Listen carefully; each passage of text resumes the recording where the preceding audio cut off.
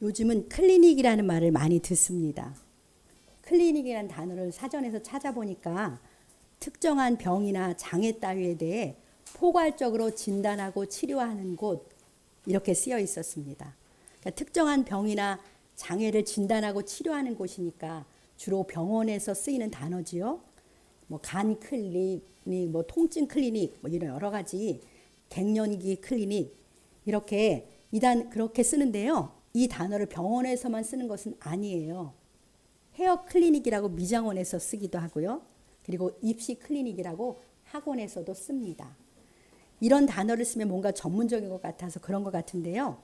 입시 클리닉이라는 곳에서 무엇을 진단하고 치료해 줄까요? 우리 아이가 현재 이런 상태인데 어느 대학 어느 과에 입학하려면 가능할까요? 또 뭘 준비해야 될까요? 아마 이런 것을 어떤 데이터에 근거해서 진단해 주고 앞으로 나갈 방향을 알려줄 것 같습니다. 이런 입시 클리닉을 받으려고 해도요, 꽤 비싼 돈을 주어야 해요. 자녀의 장래가 달려있다고 생각하니까 부모들은 비싸도 입시 클리닉을 찾습니다. 오늘 본문 말씀은 마치 이런 클리닉과 비슷한 면이 있어요. 오늘의 내 믿음의 실상을 진단해 주거든요. 내 믿음이 진짜인지 가짜인지, 내 믿음이 죽은 믿음인지 산 믿음인지를 진단해 주는 말씀입니다. 건강이 중요하니까 질병에 대한 정확한 진단과 치료를 위해서 질병 클리닉을 찾잖아요. 자녀의 미래가 중요하니까 비싼 돈을 들여서라도 부모는 입시 클리닉을 찾습니다. 그럼 현재 우리의 믿음을 정확하게 진단해서 하나님께서 인정하시는 참된 믿음을 갖게 되는 것은 얼마나 중요하겠습니까? 먼저 베드로전서 1장 9절을 잠깐 보고 가겠습니다. 베드로전서 1장 9절 같이 읽어보겠습니다. 믿음의 결국 곧 영혼의 구원을 받음이라. 아멘. 믿음의 결국은 영혼의 구원을 받는 거예요. 그러니까 믿음은 내 영혼이 구원을 받느냐 아니냐, 내가 천국을 가느냐 지옥을 가느냐, 내가 하나님의 자녀냐 마귀의 자녀냐 라는 것의 문제이니까 그 중요성으로 말한다면 그 어떤 클리닉보다도 중요하지요. 이런 면에서 내 믿음 클리닉을 받는 것은 꼭 필요합니다. 그래서 오늘은 하나님께서 인정하시는 산 믿음이라는 제목으로 하나님의 말씀을 듣겠습니다. 오늘 본문은 야고보서예요. 야고보서는 예수님의 육신의 동생 야고보가 기록한 일반 서신인데요. 야고보는 예수님이 살아계실 때는 형인 예수님을 믿지 않았습니다. 주님이 부활하신 것을 목격하고 예수님을 믿게 되었는데요. 사도행전 15장에 보면 예루살렘 초대교회 중요 지도자 중 한 사람이 바로 이 야고보예요. 야고보서는 신약의 잠언이라고 불립니다. 왜냐하면 그리스도인의 신앙 윤리적 실천 의무를 강조하고 있기 때문에 그래요. 바울 서신이 믿음을 강조한다면 야고보서는 행함을 강조합니다. 그래서 이 바울 서신과 야고보서는 서로 아주 보완적이에요. 누구나 읽으면 쉽게 이해할 수 있고 구체적인 적용이 가능한 말씀으로 가득한 야고보서입니다. 자, 오늘 본문 14절을 우리 함께 뜻을 생각하면서 읽어봅시다. 내 형제들아, 만일 사람이 믿음이 있노라 하고 행함이 없으면 무슨 유익이 있으리요? 그 믿음이 능히 자기를 구원하게 했느냐? 네, 이 말씀 우리에게 두 가지 질문을 던져요. 하나는 만일 사람이 믿음이 있다고 하면서 행함이 없으면 무슨 유익이 있을까요? 라는 질문하고요. 사람이 믿음이 있다고 행함이 없으면 그 믿음이 자기를 구원할 수 있을까요? 라는 질문이에요. 이 질문은 오늘 신앙인으로 살아가는 우리에게 정말 중요한 질문 아닙니까? 이 중요한 질문에 대해서 본문 말씀이 주는 답을 먼저 이야기하면 답은 이래요. 행함이 없는 믿음은 아무 유익이 없다. 행함이 없는 믿음은 죽은 믿음이기 때문에 자기를 구원하지 못한다. 이렇게 답을 주십니다. 주님이 주시는 답이 조금 충격적이지 않습니까? 행함이 없는 믿음이 아무 유익이 없고 자기를 구원하지 못한다고 분명히 말씀하세요. 왜냐하면 행함이 없는 믿음은 죽은 믿음이기 때문입니다. 그러면서 주님이 15, 16절에서 행함이 없는 믿음이 아무 유익이 없다는 쉬운 예를 하나 들어주시죠. 이런 예예요.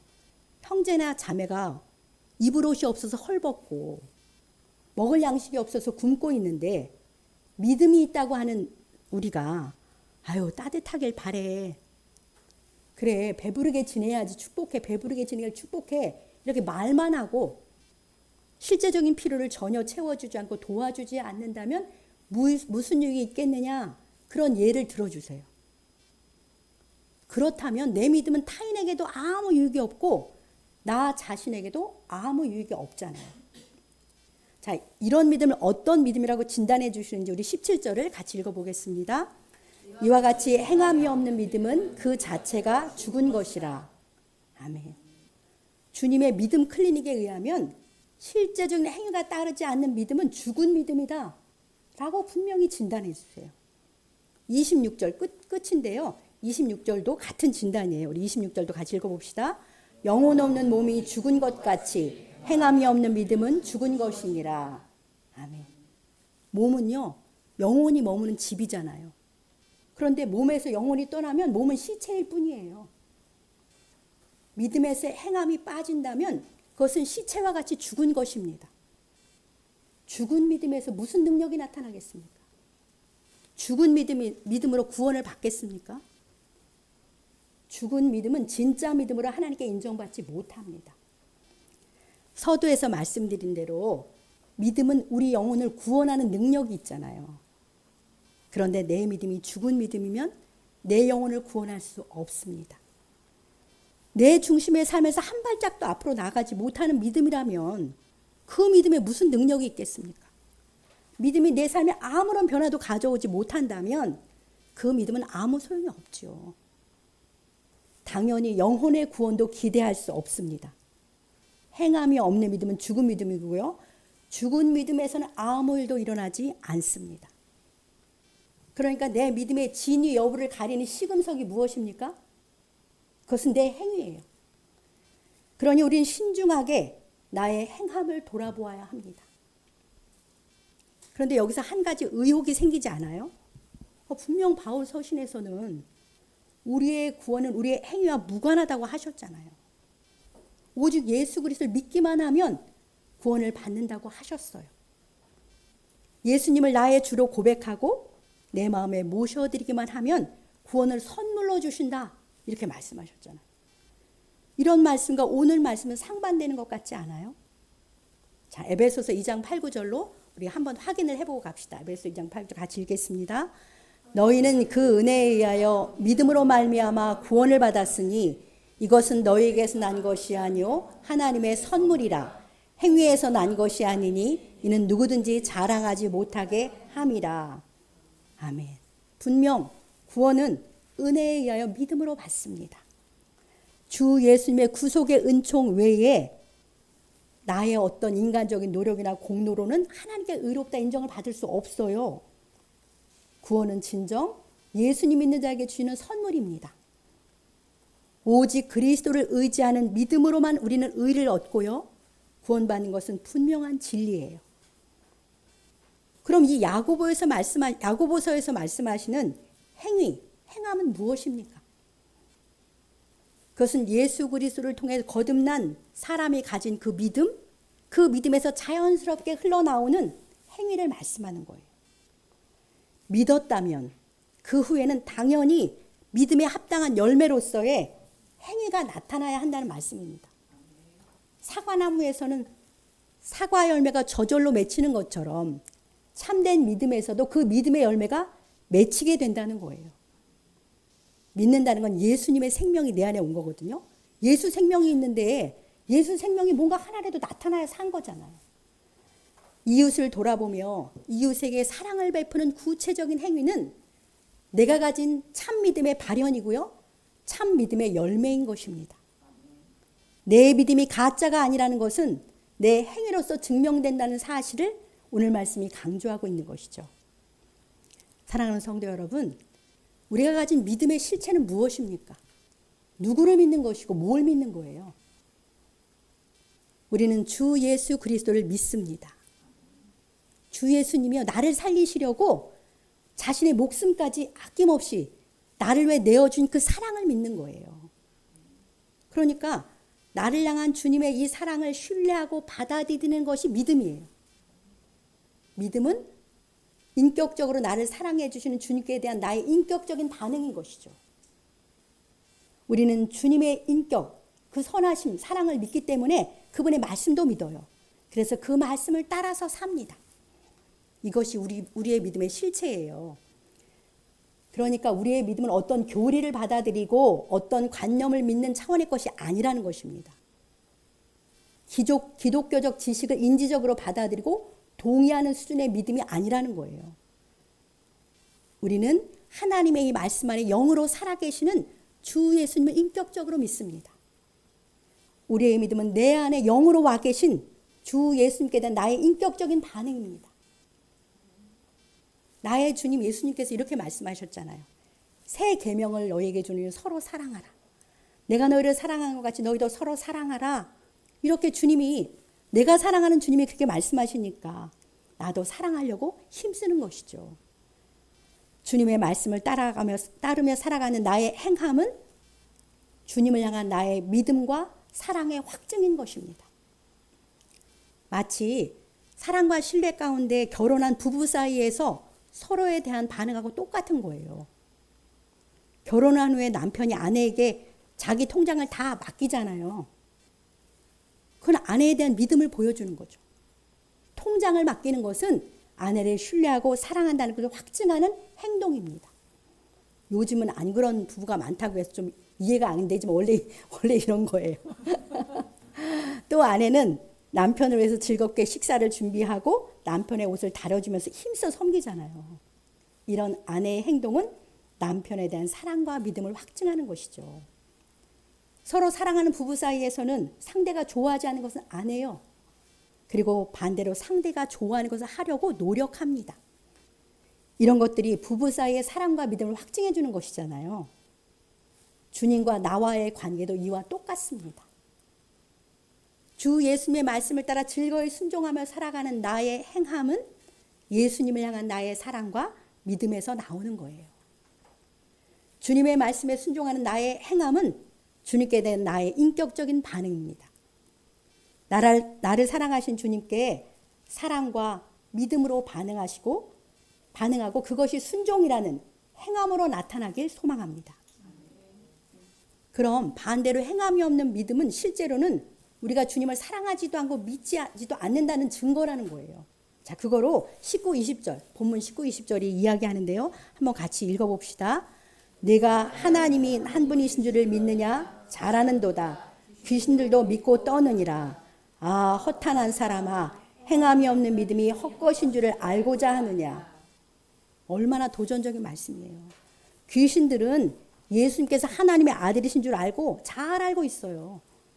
주님이 한 분 하나님이심을 알기 때문에 두려워서 떨기까지 합니다. 그러나 귀신들은 주님을 알지만 믿지도 따르지도 않습니다. 왜냐하면 그 귀신들은 주님과 사랑과 믿음의 인격적인 관계, 그걸 맺을 수가 없고요. 맺지도 않았고 주님을 대적하는 존재일 뿐이기 때문이에요. 그들은 그저 인지적으로 주 예수님을 하나님으로 믿고 두려워 떨 뿐인 것이죠. 이처럼 주님께 대한 지적인 알문이 있으나 주님과 인격적 사랑과 신뢰관계가 없다면 참 믿음이 아니라는 거예요. 지적 동의에 머무는 믿음으로는 주님께 순종이라는 행함이 나올 수가 없어요. 그러기에 행함이 없는 믿음은 영적 생명력이 없는 헛것입니다. 행함이 없는 믿음은 아무런 열매를 맺지 못하는 생명력이 없는 죽은 믿음이라는 것이죠. 이 시간 이 선명한 주님의 믿음 클리닉을 통해서 우리의 믿음과 행함을 돌아보기 원합니다. 내 믿음의 현주소를 깨닫고 생명력 있는 산 믿음으로 살아가는 우리가 되길 간절히 소망합니다. 자, 고린도후서 13장 5절 한번 같이 뜻을 생각하면서 읽어보겠습니다. 너희는 믿음 안에 있는가? 너희 자신을 시험하고 너희 자신을 확증하라. 예수 그리스도께서 너희 안에 계신 줄을 너희가 스스로 알지 못하느냐? 그렇지 않으면 너희는 버림받은 자니라. 아멘. 이 말씀대로 나는 정말 주 예수님을 믿는 사람인가? 이렇게 스스로 우리 자신을 시험해보고 자신의 믿음을 확증하라. 이렇게 명령하시잖아요. 주 예수님께서 나의 주님으로 정말 내 마음에 와 계신가?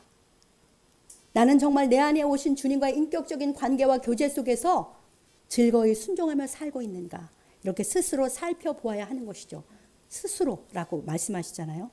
그렇지 않다면, 너가 주님께 대한 믿음이 분명하지 않다면 믿음 안의 관계 가운데 있자 너는 버림받은 자, 구원받지 못한 자다 라고 말씀하십니다.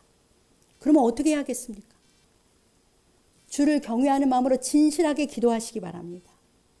주 예수님, 주님은 저를 사랑하셔서 저를 위해 십자가에 달려 죽으심을 믿습니다.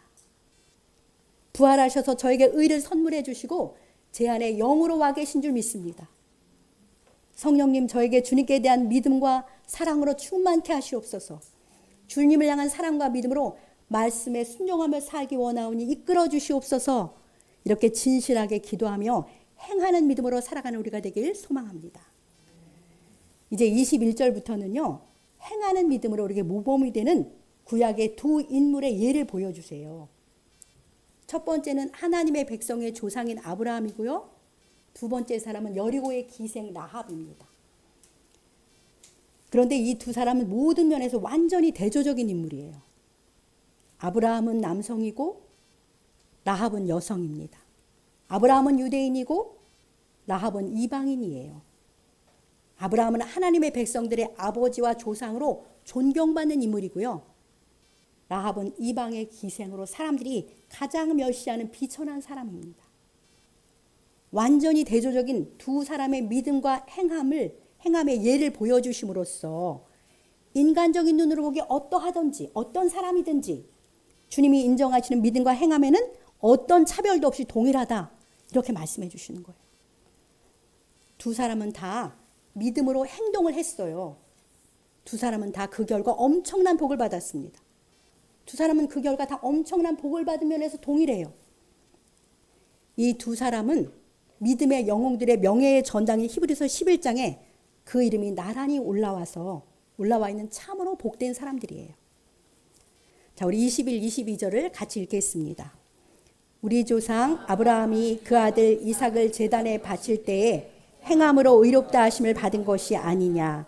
내가 보거니와 믿음이 그의 행함과 함께 일하고 행함으로 믿음이 온전하게 되었느니라.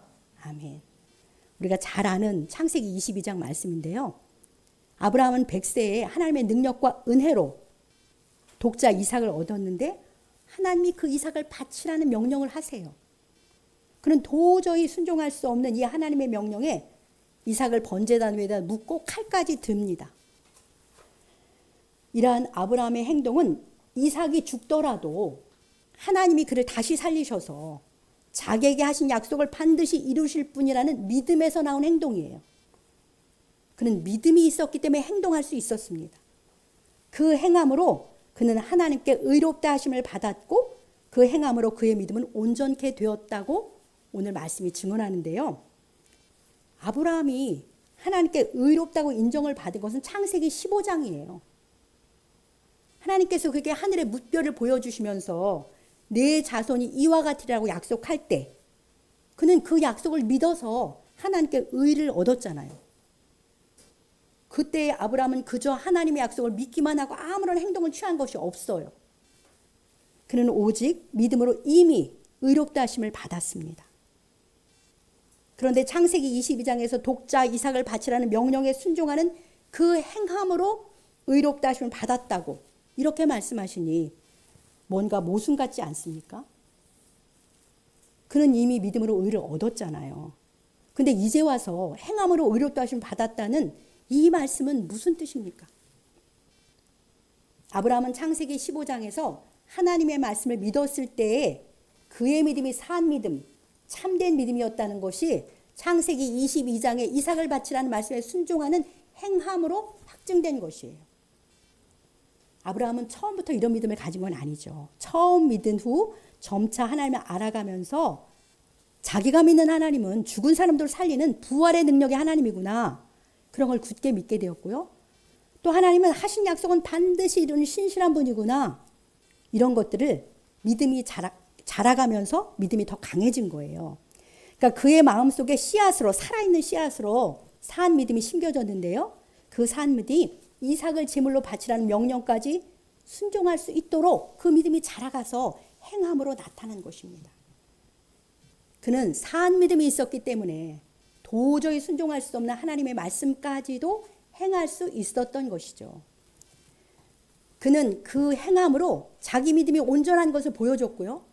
하나님께 의롭다함을 얻은 백성, 구원받은 하나님의 백성이 틀림없구나 라는 것을 확증한 것입니다.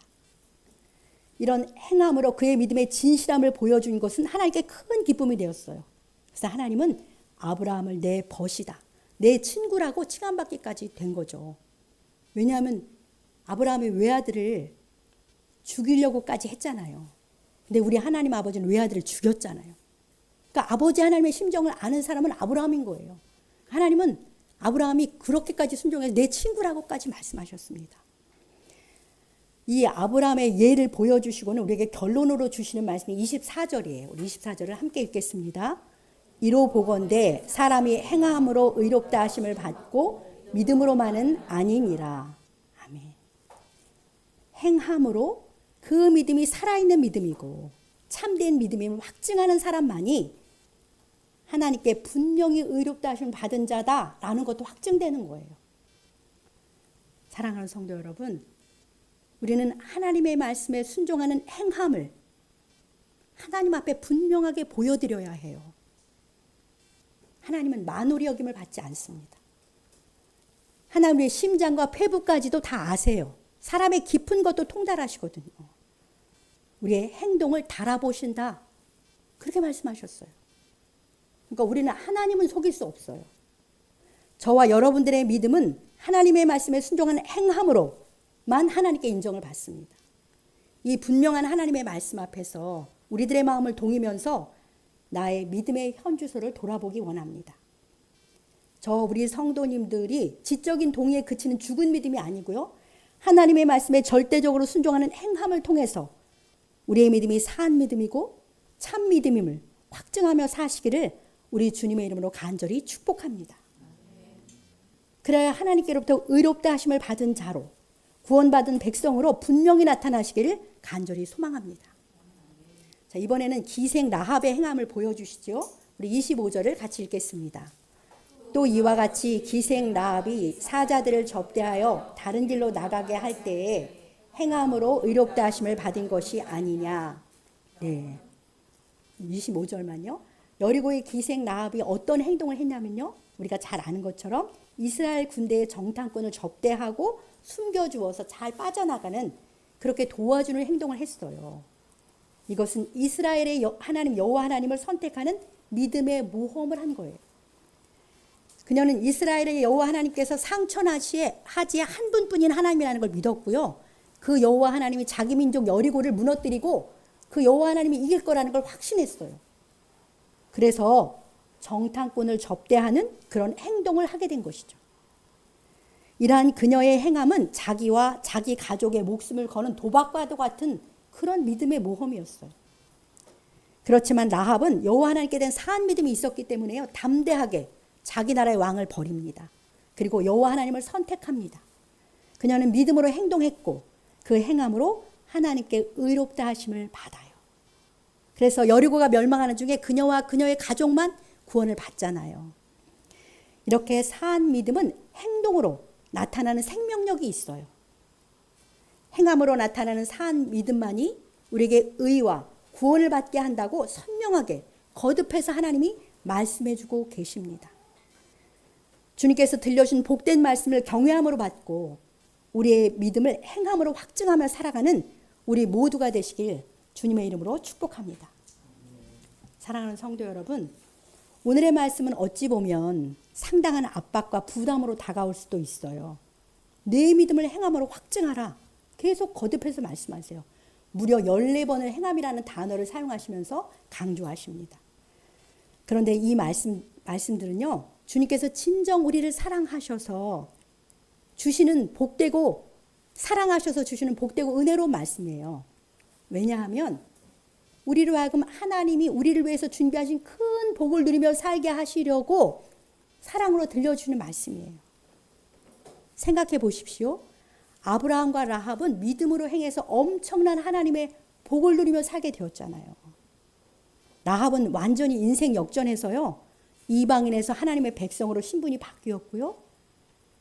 이스라엘의 살몬이라는 사람과 결혼해서 보아스라는 멋진 아들을 낳고 주 예수님의 계보에까지 들었어요. 그녀가 어떻게 구원받고 이처럼 놀랍고 놀라운 복을 누리며 살게 되었습니까? 자기 목숨까지도 하나님께 거는 산 믿음으로 하나님을 선택하는 행함을 보였기 때문입니다. 그러니까 하나님께서 우리 보고 행하는 믿음으로 살라고 하는 것은 내가 준비한 큰 복을 받아 누리고 살라라는 사랑의 말씀인 거예요. 아브라함은 어떻습니까? 도저히 순종할 수 없는, 정말 아무리 읽어도 우리가 순종하기 어려워 보이는 창세기 22장이잖아요. 그 하나님의 말씀에 순종함으로 이삭을 잃지도 않았을 뿐만 아니라 여호와 이레의 하나님을 경험했고요. 그의 행함으로 그의 믿음은 더욱 인정받아서 엄청난 하나님의 약속을 유업으로 받습니다. 그가 믿음의 행함 후에 하나님이 아브라함에게 더해 주신 약속, 창세기 22장 17, 18절을 함께 읽겠습니다. 내가 내게 큰 복을 주고 내 씨가 크게 번성하여 하늘의 별과 같고 바닷가의 모래와 같게 하리니 내 씨가 그 대적의 성문을 차지하리라.